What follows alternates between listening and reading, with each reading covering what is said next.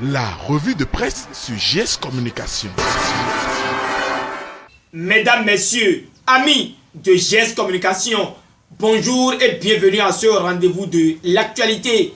Au fur et à mesure que la date du 24 août 2019, celle retenue pour l'évaluation diagnostique des enseignants agents contractuels de l'État remerciés en 2008 s'approche, l'on apprend que des soupçons de boycott fusent de toutes les horizons. L'opinion aujourd'hui, dans sa parution de ce lundi 19 août 2019, donne les raisons pour lesquelles les enseignants concernés ne devraient pas boycotter cette évaluation. L'auteur de l'article, après une profonde analyse, voit que c'est la guerre entre la légitimité et la légalité qui s'observe, mais pour lui, la légitimité a presque toujours tourné à l'avantage de la légalité parce que les balises légales précèdent toujours la mise en œuvre des réformes. L'opinion aujourd'hui trouve qu'il est plus sage d'aller composer le samedi 24 août 2019 et attendre la suite. C'est la condition sine qua non pour se garantir le droit de revendiquer si le gouvernement passait outre les assurances qu'il a jusque-là martelées à la face du monde. Le confrère voit qu'en tout état de cause, les tenants du boycott vont s'exclure volontairement du droit de revendiquer quoi que ce soit après coup. Ils n'auront même pas le droit à la parole, écrit l'opinion aujourd'hui, avant de conclure qu'à qui sait comprendre, peu de mots suffisent. Le Soleil Bénin Info reste collé à la même actualité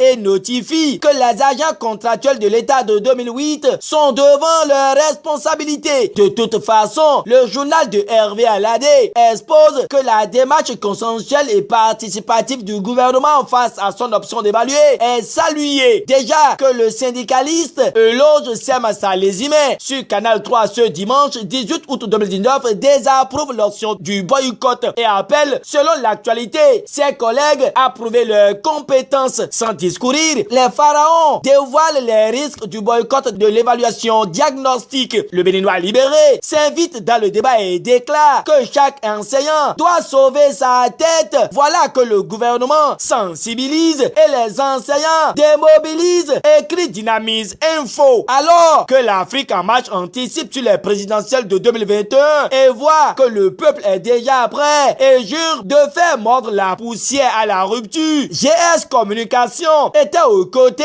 de l'honorable Camille Bossé-Biokou ce samedi 17 août 2019 de l'autre côté de Porto Novo pour la messe d'action de grâce au profit de son élection de l'église Saint-Pierre et Paul, où la messe d'action de grâce a été dite au lieu où l'on a eu droit au discours de l'élu Union progressiste de la 19e circonscription électorale. La joie était grande vu l'union et la concorde qui ont cimenté l'événement. Plusieurs ténors de l'Union progressiste ont effectué les déplacements pour soutenir David Camille Biokou. Il s'agit entre autres de Moukaram Badarou, ancien préfet des départements de Lomé et du Plateau, Chalman Nyankoti, conseiller communal de la ville de Porto Novo. Bien d'autres ont honoré également de leur présence à cet événement. Le challenge confirme que l'honorable David Camille Biokou communie avec les populations de Porto Novo. Le tambour était également présent à cette séance et notifie qu'après sa brillante élection à l'Assemblée nationale, l'honorable David Camille Biokou confie son mandat législatif à Dieu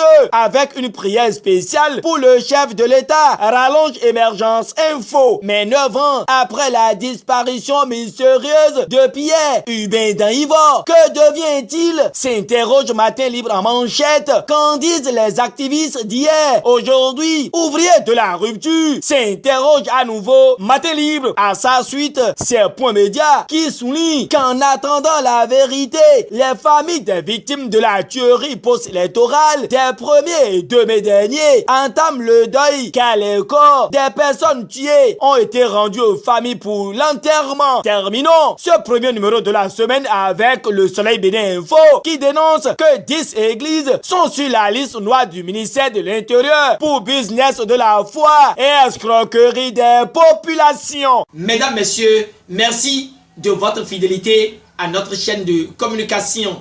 GS Communication et son équipe vous souhaitent de passer une bonne journée et un très bon début de semaine.